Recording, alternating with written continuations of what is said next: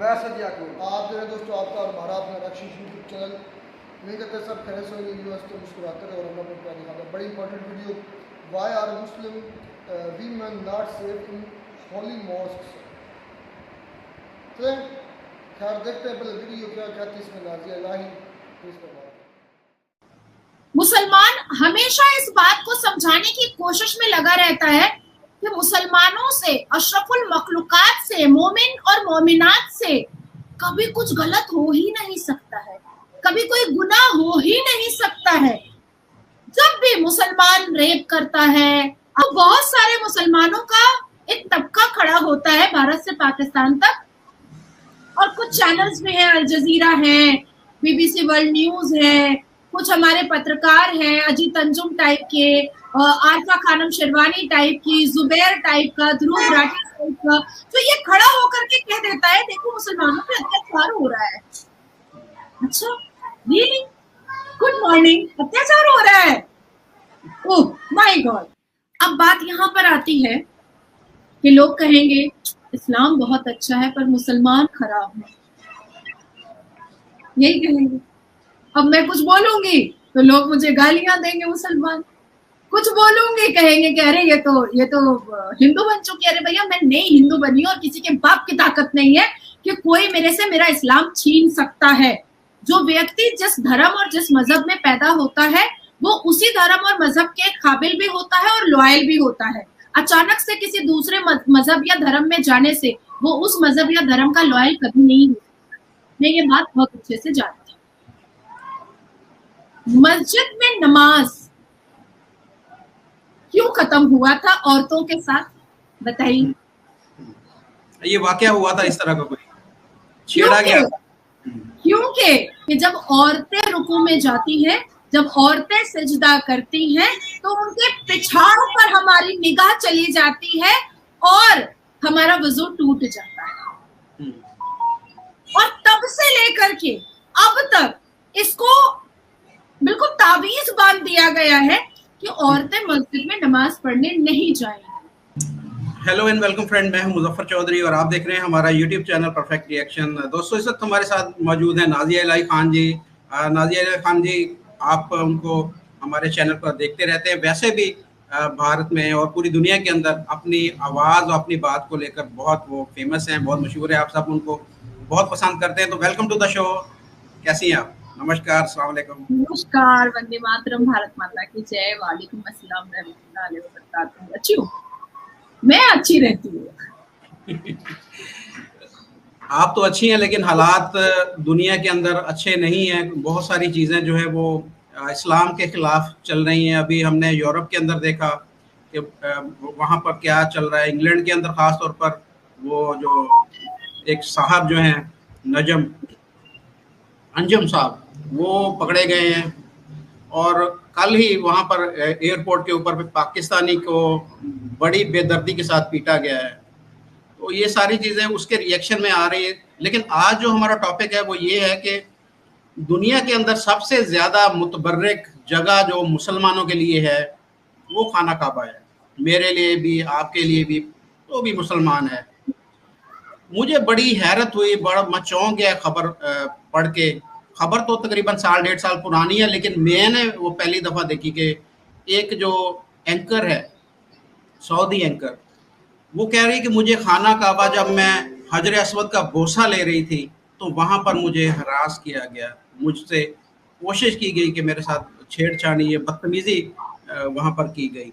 और इस तरह की जब मैंने वो खबर देखी तो मुझे इससे रेलेवेंट और ख़बरें भी मिलनी शुरू हो गई कि इस तरह का एक और वाक़या भी हुआ वहाँ पर, जो है वो उसी जो मस्जिद और मुबारक मस्जिद है हमारी, मस्जिदुल हराम, उसके अंदर इस तरह का एक और वाक़या भी हुआ। और आम अगर बात की जाए पाकिस्तान के अंदर जितने भी बड़े बड़े जो यहाँ पर दरबार हैं, जो बड़े बड़े मदरसे हैं, उनके अंदर क्या होता है वो आप पहले भी बयान कर चुकी है। भारत के अंदर अजमेर शरीफ सबसे एक फेमस जगह, मुसलमान जहाँ पर अपनी मन्नतें, मुरादें और हाज़िरी के लिए पूरी दुनिया से यहाँ पर हाज़िरी देते हैं। वहाँ पर जो एक स्कैंडल आपने उसको एक्सपोज किया था वो भी हम जानते हैं। तो ये सारी सूरत हाल आपके सामने है कि इस तरह के मुतबर्रिक जगह के ऊपर मुसलमानों के द्वारा ही एक मुसलमान जो वहां पर उम्रा करने के लिए गई, इस तरह की कोशिश की जाना, उसको आप कैसे देखती हैं? और ये इस तरह की जगहों पे, मुबारक जगहों पे ये सारा काम क्यों होता है? मुझे याद है मुजफ्फर भाई कि जब स्मृति ईरानी जी अरब गई थी और एक अपने भारतीय डेलीगेशन के साथ गई थी और भारत के मुसलमानों के हज के कोटे को बढ़वाने के लिए गई थी और हज यात्रा को और भी स्मूथ करवाने के लिए वो गई थी और बहुत कोटे यहाँ पर बढ़े और इंडिविजुअली अकेले महिलाएं भी जाकर के हज उम्रा कर सकती हैं, उसका भी प्रावधान मोदी जी के नेतृत्व में स्मृति ईरानी जी के हाथ से हुआ था।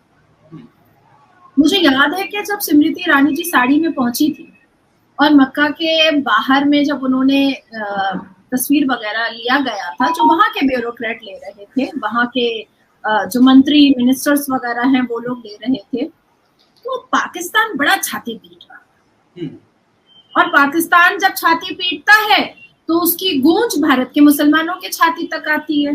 भारत के मुसलमान भी बड़ा चीखने चिल्लाने लगे कि मक्का को धुलाई कर देना चाहिए, मक्का को पाक करना चाहिए, मक्का को साफ करना चाहिए, मक्का को आबे जमजम से नहला देना चाहिए, वो तो साड़ी पहन करके चली गई मक्का में।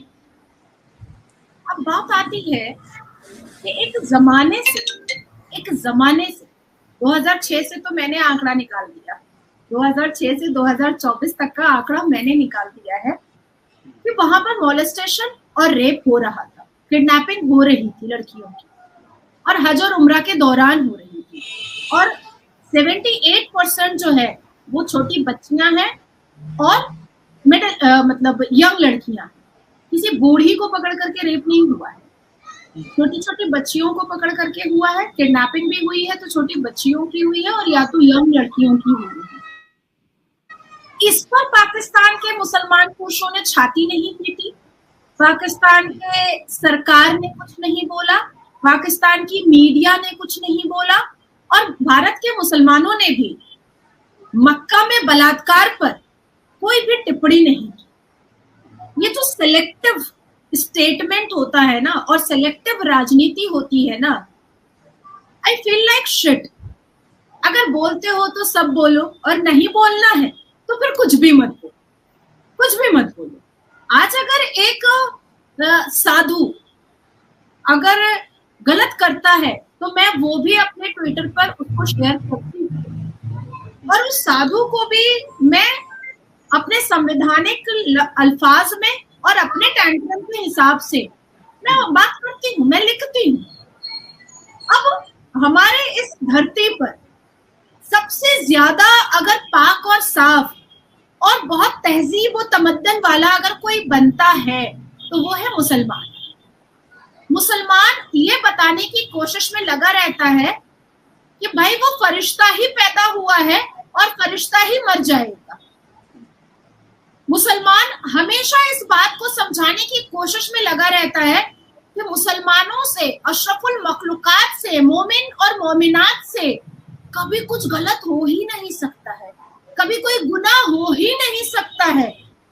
जब भी मुसलमान रेप करता है तो बहुत सारे मुसलमानों का एक तबका खड़ा होता है भारत से पाकिस्तान तक और कुछ चैनल्स भी हैं, अल जजीरा है, BBC वर्ल्ड न्यूज है, कुछ हमारे पत्रकार हैं अजीत अंजुम टाइप के, आरफा खानम शेरवानी टाइप की, जुबैर टाइप का, ध्रुव राठी टाइप का, तो ये खड़ा होकर के कह देता है देखो मुसलमानों पे अत्याचार हो रहा है।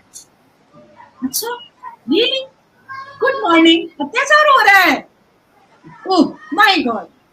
आसरा नदीम पाकिस्तान की ही एक लड़की है, 2006 में गई थी उम्रा करने के लिए। पहले भीड़ में मोलेस्ट हुई बहुत बुरे तरीके से, उसके शरीर को जैसे चाहा वैसे टच किया, उसके शरीर को जैसे जैसे उम्रा के दौरान भीड़ में मर्दों को लगा वैसे वैसे मचोड़ा, निचोड़ा और सहलाया। अब इसके बाद फिर मैं आती हूँ, एक अनोनिमस ब्रिटिश वुमेन है जो एशिया की एक जगह पर रहती है, मैं नाम नहीं लूंगी क्योंकि वो इतनी पॉपुलर है कि उनका नाम तुरंत लोग समझ जाएंगे।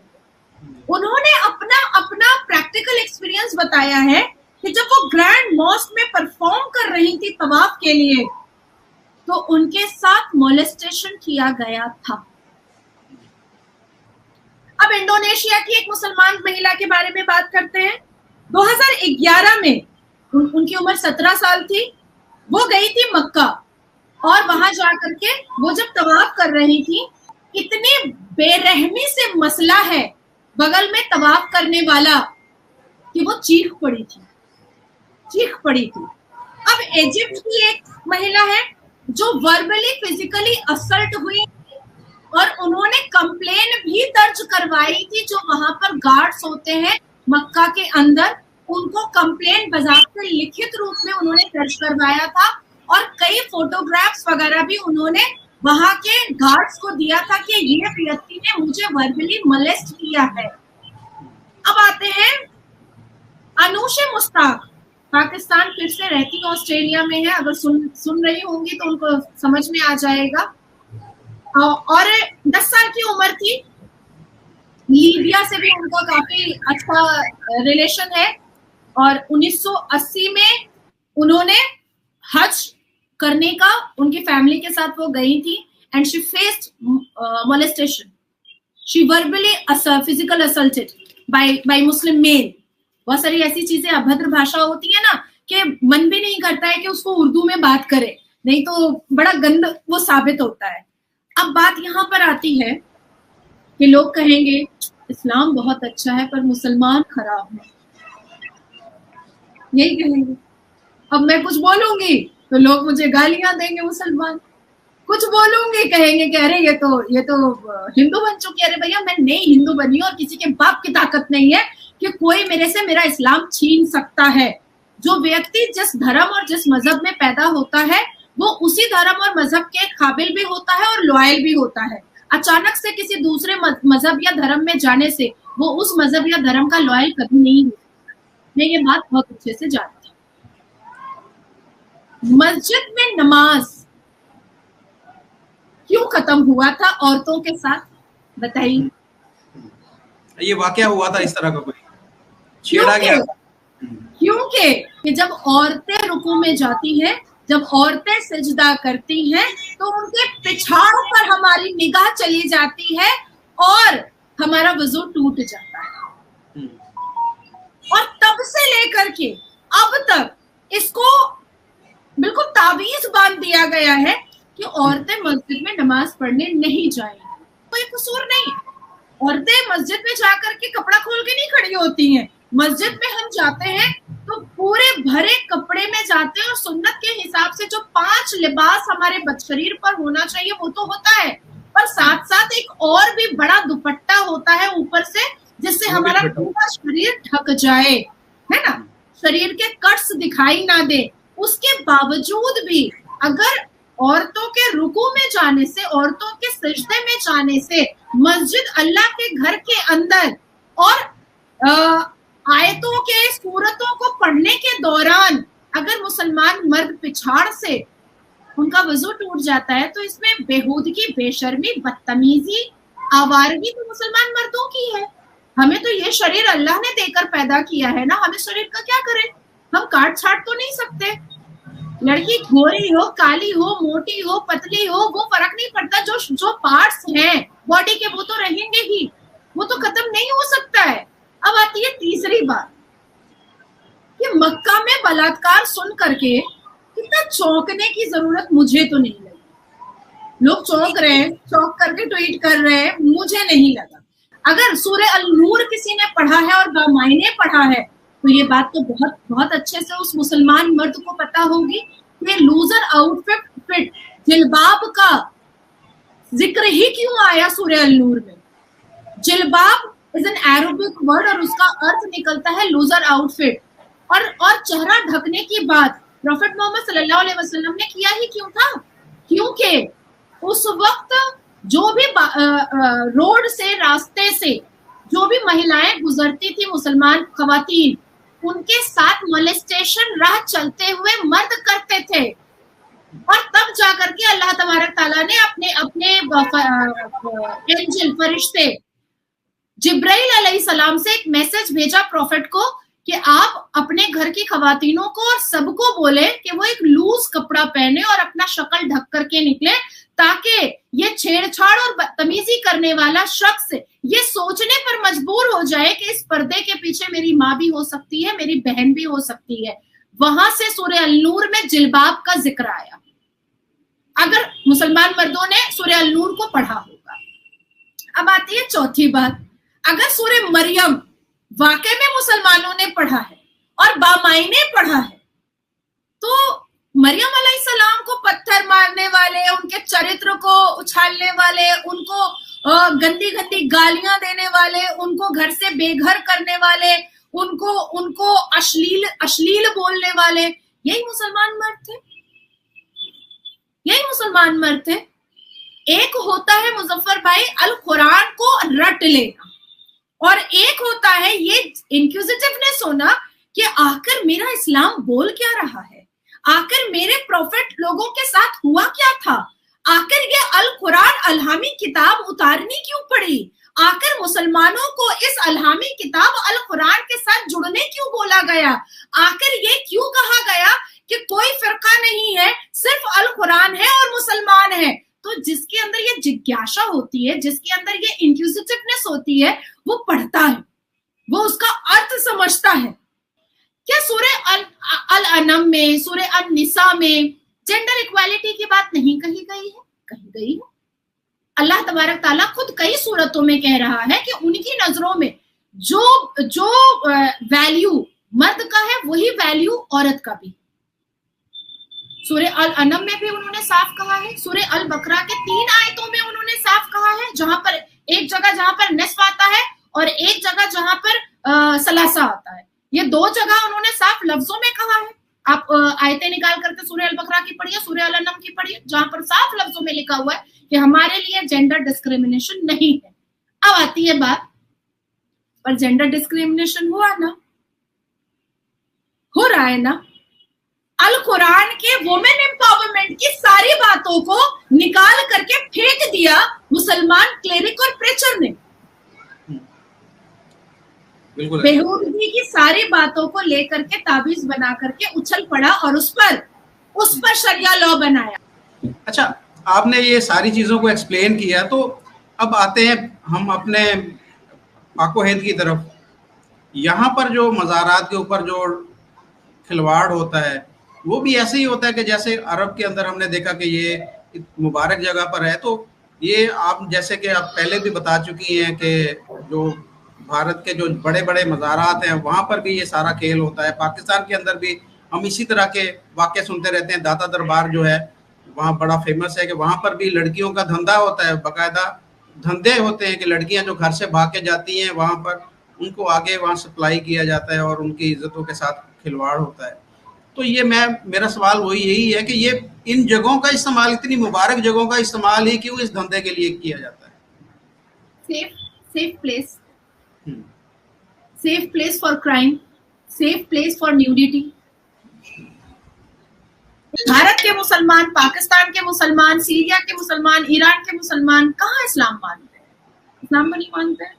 अगर इस्लाम मानते तो इस्लामिक पनिशमेंट भी वहां होता है ना। तो इस्लामिक पनिशमेंट तो कुछ भी नहीं है वहां पर, इस्लामिक पनिशमेंट को साइड कर दिया गया है।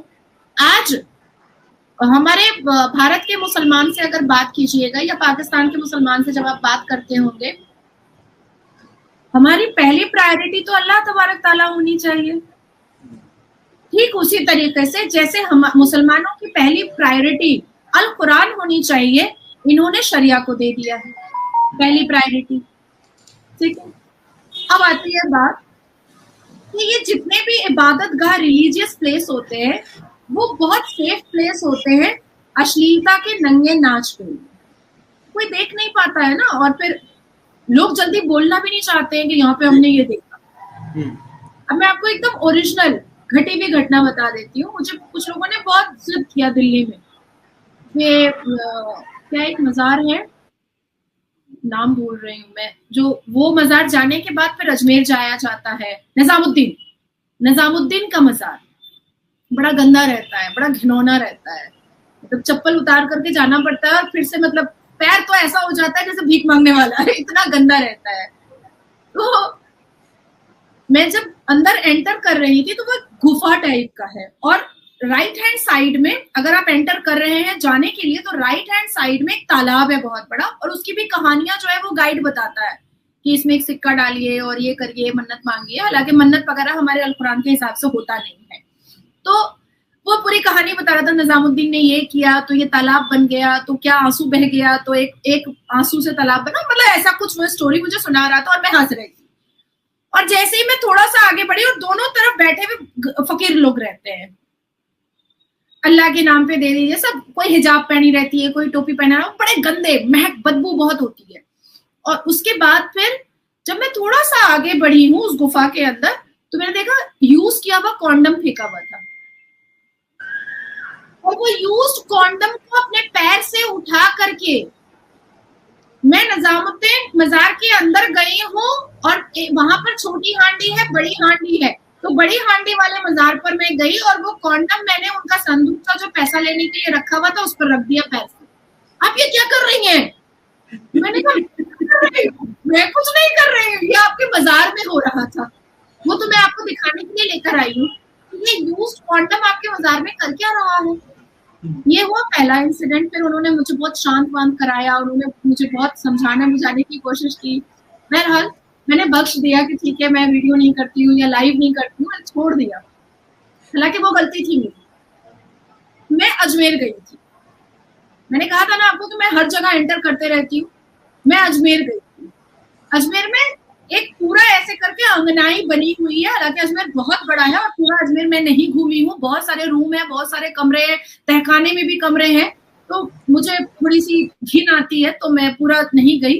तो देखा एक आंगन में सब औरतें वो झूम रही हैं, नाच रही हैं, और वो भूत आया हुआ है उनके ऊपर, जिन आया हुआ है। तो मैंने पूछा, जो चिश्तिया मुझे लेकर के गया था जियारत करवाने के लिए, वो उससे मैंने पूछा कि इन लोगों को क्या हुआ है। तो उसने कहा कि अरे मैम इनके ऊपर जिन्नात आया है ना, तो वो जिन्नात उतर रहा है। अब मैं जा करके पालती मार करके, मैंने येलो कलर का ड्रेस पहना हुआ है, वो तस्वीर इंस्टाग्राम पर भी है, मैं धागा बांध रही हूँ। तो मैं एक जो झूम रही थी सबसे ज्यादा जो नौटंकी कर रही थी, मैं उसके बगल में जाकर के बैठ गई, उसको मैंने बहुत जोर से चूटी काटी, बहुत जोर से, एक्सट्रीमली जोर से। वो ऐसे की मैंने कहा भाई साहब ये कौन सा जिन्नात है जो चूटी काटने पर उसको एहसास होता है? शरीर तो जिन्नात ने ले लिया है ना, तो शरीर में चूटी का एहसास होना नहीं चाहिए। मैंने कहा सुनो ये सब नौटंकियां बंद करो, क्योंकि हम जैसे अगर 3-4 लोग अजमेर आ गए ना, अजमेर में दूसरे दिन ताला लगवा देंगे और कुछ नहीं होने वाला है। अजमेर 1992 मैंने आपके साथ ही मैंने शेयर किया था, ये मास बलात्कार हुआ था, वहाँ न्यूड फोटोशूट होता था, वहां पर न्यूडिटी होती थी। आज भी 4 या 5 चिश्तिया है जो तिहाड़ जेल में जमा है। आज उसी अजमेर में जो लड़का नुपुर शर्मा के अगेंस्ट में गुस्ताखे रसूल की सजा सरतन से जुदा का नारा लगाया था, अभी तो बरी हो गया, कोर्ट ने उसको छोड़ दिया। और उसी के आवाज पर कन्हैया को 5 लोगों ने जाकर के गला रेत दिया था। तो ये जो रिलीजियस प्लेस है ना मुसलमानों का, ये बहुत कंफर्टेबल प्लेस है अपनी ठरकबाजी निकालने का, क्योंकि लोगों का ध्यान नहीं जाता है ना, अच्छा यहाँ पर ये हो सकता है। अब जैसे उत्तर प्रदेश में एक गांव में रिजवान और रिजवाना, जो मैंने आपके साथ शेयर भी किया, 10 साल की बच्ची, 8 साल की बच्ची, 9 साल की बच्ची, 11 साल की बच्ची का रिजवान इमाम साहब जो है वो रेप करते थे, और उनकी बीवी रिजवाना उसका वीडियो करती थी, क्योंकि इमाम साहब को छोटी बच्चियों के साथ रेप करना पसंद था और रिजवाना को वो फिजिकल रिलेशन देखना पसंद था। तो वो दोनों अपने फ्रस्ट्रेशन को दूर कर रहे थे। अब मुझसे बहुत लोग पूछते हैं कि लड़कियों पर इतना अत्याचार होता है इस्लाम में, तो वो क्यों नहीं सामने आती हैं? तो भाई रिजवाना जैसी लड़कियां सामने नहीं आती हैं, जिनको बेड पर 4 लड़कियों के साथ एक शौहर पसंद आता है, जिनको हलाला करना अपने ससुर के साथ पसंद आता है। तो जो सेक्सुअली फ्रस्ट्रेटेड महिलाएं हैं इस्लाम के अंदर, वो नहीं, वो क्यों आवाज उठाएंगी? ये तो उनके लिए अच्छी चीज है, बहुत फ्रीडम है। बिल्कुल सही है। बड़ी अफसोसनाक ये सूरत हाल है, और बात चीजें तो ऐसी हैं कि हम यहाँ पर डिस्कस नहीं कर सकते अभी खुलेआम। हम बात जो है वो सोच समझ के करते हैं कि ये हमारे ऊपर भी कोई। मैं तो डिस्कस कर लेती, लेकिन मुझे आपकी जान की परवाह है, इसलिए मैं डिस्कस बहुत बंद अल्फाज में करती हूँ। मुझे यहाँ पर डिस्कस किया जाता है, मेरे बारे में सारी बातें होती हैं कि ये इस तरह के टॉपिक क्यों लेके आता है। देखिए, हम जो इस्लाम के अंदर इस तरह के काली भेड़े हैं उनको एक्सपोज कर रहे हैं कि ये इनकी वजह से जो इस्लाम बदनाम हो रहा है पूरी दुनिया के अंदर। लोग बातें करते हैं कि ये इस्लाम का जो चेहरा ये खराब कर रहे हैं, तो बजाय ये कि हम इन लोगों को एक्सपोज करें, इन लोगों के खिलाफ बात करें, इनको काबू में करें, ये हमारे पीछे पड़ जाते हैं कि ये इस तरह की बात क्यों कर रहा है या ये इन चीज़ों को एक्सपोज क्यों कर रहा है। आपका बहुत शुक्रिया, आप जो हैं वो खुल के बात कर देती हैं, दबंग बात करती हैं, और ये सारी चीज़ें मुझे ज़ाती तौर पर बहुत पसंद है। बहुत सारे लोग भी आपके जो है चाहने वाले हैं, वो मैसेजेस भी करते रहते हैं कि इस टॉपिक के ऊपर नाज़िया बहन का रिव्यूज़ लाजमी लीजिएगा। ये भी एक जो मेरे दोस्त हैं उन्होंने ये वीडियो भी सेंड की थी और बोला था कि ये नाज़िया बहन से ज़रूर इस पर बात कीजिएगा। तो आपका बहुत शुक्रिया कि आपने हमारे लिए अपना टाइम निकाला। Thank you very much. Thank you so much. वंदे मातरम, भारत माता। तो ये दोस्तों वीडियो होगी ख़त्म। असद भाई उसने तो बकायदा पूरी एक स्टोरियाँ सुनाई हैं, निज़ामुद्दीन औलिया के दरबार की भी, हज़रत शाह क्या नाम निज़ामुद्दीन चिश्ती सॉरी ख्वाजा मोहिउद्दीन चिश्ती के मज़ार की भी, फिर मस्जिदों के बारे में बातें बड़ी उसने लंबी छोटी की हैं। मतलब कि उसने ये कहा है कि मस्जिदों के अंदर औरतों की नमाज पढ़ना इसलिए बैन हुआ था कि लोग जब औरतें रुकू में जाती थी तो मर्दों की निगाहें औरतों के बैक पर जाती थी, जिसकी वजह से उनके वज़ू टूट जाते थे या उनकी नीयत ख़राब हो जाती थी, जिसकी वजह से औरतों को मस्जिदों में बैन कर दिया गया नमाज। मेरी इस बैन को थोड़ा जा ना नॉलेज की ज़रूरत है, इस्लाम की नॉलेज की। दुनिया का तो काफ़ी नॉलेज हो गया है, आपको इनको हिस्ट्री का नहीं पता तो बकायदा इसके बारे में बता दूँ कि जब तक आका सल्लल्लाहु अलैहि वसल्लम ने इजाज़त दे रखी थी कि मस्जिदें और नमाज पढ़ सकती हैं औरतें मस्जिद में, तो मेरे भाई मर्दों की सफ़ें आगे हुआ करती थी, उनमें एक कपड़े का पर्दा हुआ करता था, उसके पीछे औरतों की सफ़ हुआ करती थी। ऐसे नहीं था कि एक मर्द के पीछे औरत और औरत के पीछे मर्द। हाँ, ये वाकई झूठ बोल रही है। हाँ जी। मैं बताता हूँ, मैंने भी जो पढ़ा है ना इस्लाम की जो तरतीब थी सफ़ों की, मर्द आगे नमाज पढ़ते थे मतलब अगली सफ़ों में, औरतें और बच्चे जो मतलब लड़कपन में 7, 8 साल 10 साल के, वो औरतों के भी पीछे होते थे। जब बच्चे एंड पर औरतें होती उसके दरमियान में बच्चे, फिर औरतें होते थे। ये जो स्टोरी क्रिएट करने की कोशिश कर रही है ना नाज़िया लाइक औरतें, अब ये कैसे हो सकता है कि एक सफ़ मर्दों की हो एक औरतों की हो, या मर्दों के अंदर ही औरतें मिक्स हो? इम्पॉसिबल है। मैं इसकी मिसाल देता चलूँ। आपको पता है कि जब आका सल्लल्लाहु अलैहि वसल्लम गैर मुस्लिम औरतों को मोमिन करते थे, मुसलमान करते थे, तो उनसे बैत कैसे लिया करते थे? और मेरी बहन उस वक्त भी उनका चेहरा नहीं देखा जाता था। उस वक्त भी आका सल्लल्लाहु अलैहि वसल्लम जिस प्याले में वो हाथ रखती थी, उस वक्त मौजूदा हाथ हजूर का उसमें नहीं होता था। हजूर हाथ डालते निकालते फिर वो औरतें हाथ डालती। तो ये बैती वहाँ पर भी पड़ता है। आपको किसने कह दिया, कहाँ से आपने पढ़ लिया ये सब कुछ? तो चलो दरबारों की बात तो मैं मान लूँ भी किसी हद तक ठीक होता है, दरबारों में ऐसा ऐसा होता है। चलो वो तो मैं मान लूँ, ये आपकी कहाँ से पढ़ लिया आपने? दरबारों में भी ऐसा होता है, इसमें कोई शक नहीं है। मक्के की मैं हिस्ट्री बता दूँ। मक्के में आका सल्लल्लाहु अलैहि वसल्लम से पहले नंगे लोग तवाफ किया करते थे, जो मक्के के मुशरिक काफिर लोग थे। वो बरहना सारे कपड़े उतार कर, मर्द जब पहले आते थे वो पहले तवाफ करते थे, और जब औरतें आती थी वो भी इसी हालत में तवाफ करते थे। मुझे इसका नहीं पता। ये दरअसल भाई ये मक्के के बद्दू, ये वो मक्के के बद्दू हैं मेरे भाई। जो आप अभी बात कर रही थी ना कि वो रेप वगैरह की जो मतलब मक्के में होते हैं, ये वो गलाजत कहीं पर भी छुपी नहीं है। ये हकीकत पूरी दुनिया में गलीज लोग मौजूद हैं। इसकी वजह से ये आप ये नहीं कह सकती कि सारे ही ऐसे हैं। ये हकीकत है। आप दुनिया के किसी हिस्से में चले जाएं, किसी मज़हब से ताल्लुक़ रखने वाले में चले जाएं, मैं मिसाल नहीं देना चाहता, मैं हकीकत कह देता हूँ। कभी इन मंदिरों का चक्कर लगा कर देखें जहाँ पर आप रहती हैं। होता है, वहाँ भी होता है। क्रिश्चियन की जो इबादत चर्च बोलते वहाँ भी होता है, गुरुद्वारों में भी होता है, हर जगह पर ये गंदगी है, हर जगह होती है, इसमें कोई शक नहीं। नाज़िया ने स्पेशली पॉइंट उससे मुसलमानों को किया। क्यों मेरे भाई आपकी टीआरपी बढ़ेगी नहीं जब आप मुसलमानों पर बात करें। नाज़िया लाई मेरी बहना को इल्म कोई नहीं है। ये एक तो मुझे समझ नहीं आता, मुजफ्फर भाई चवले से बैठे हुए ऐसे बंदर की तरह दांत निकल चला, ये ऐसा कोई चवल घटिया इंसान है ये। इसको खुद नहीं पता होगा, अगर पता है भी तो आपने टीआरपी के लिए नहीं बोलेगा। है किया जा रहा है, आगे से हंसी जा रहा है, खोते जैसा मुंह बनाकर बैठा हुआ है। और आगे काउंटर तो करोगे नाजिया बहना, सबर है। इस वजह से नहीं, औरतें तो बाद में पीछे नमाज होती थी, आगे ने मर्द के सतरे होते थे। और उसकी मैं वजह बता दूं, जब ये हुक्म खत्म किया गया, खत्म कैसे किया गया, क्योंकि वहाँ पर जो एक आदमी साहबी था, एक सेकंड तो सर थोड़ा वक्फा करना। अच्छा, बात हम करते हैं मुजफ्फर भाई पर और नाजिया इलाही की, ये जो बातें वो कर रही है, जो उसने ब्लेम किया है औरतों को मस्जिदों में नमाजें क्यों बैन हुई, वो सरासर प्रोपेगेंडा झूठ कर रही, सरासर झूठ है, इसके अलावा और कुछ नहीं है। और वो जो गद्दा बैठा है, इतने बड़े बड़े जुल्फों वाला गद्दा, उसे पता ही नहीं। और मैं उर्दू से लफ्ज़ नहीं बोलना चाहता, उसको शऊर ही कोई नहीं है। मैं इसको पल भी की कहीं मतबा पीटी, यार तुमने उसको बुलाया है, तुम होस्ट हो, ठीक है, आप उसकी बात मुकम्मल हो, उसको काउंटर करो।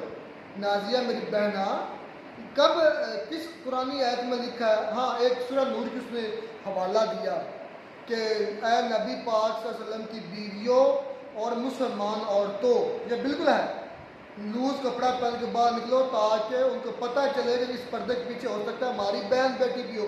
तो यार चवल खुद ही फंस की नाजिया, कहाँ लिखा है कि वो मस्जिदों में जाकर नमाज इसलिए बैन हुई कि वो उड़ती थी या झुकती थी तो मर्दों की निगाहें उन पर पड़ जाती थी, तो मर्दों की नमाज खराब होती। ऐसे चवल मुजफ्फर भी मार रहा है, सामने से कोई काउंटर नहीं कर रहा है। इसकी नाजिया लाए को लो था मेरे प्रोग्राम में, जाओ उनको करो मैसेज, यार फलाने लड़के कह रहे थे हमारे साथ आओ लाइव में, इसी टॉपिक पर ही आना है, कर ले तैयारी, इस पर पूरा चैलेंज है, उसको इस पर कर ले तैयारी है। आ जाते हैं ये कुछ भी ऑल फॉल बोलना शुरू कर देते और हैं। यार मैं एक बात बताता हूँ भाई, मुजफ्फर को भी है और इस बहन को भी। टीआरपी हम करिए, नहीं चवल मार रहा है, इतनी बेखैरती कर रहा यार है हकीकत में मुजफ्फर। जरा सा ना अपनी जिंदगी पर गौर करो, दुनिया में कुछ भी हो, गधे की तरह हंसी जा रहा है। दुनिया पर मेरा भाई आप बहुत से गुनाह करते हैं, हर इंसान गुनाहगार है, कोई ना कोई खता हो जाती है।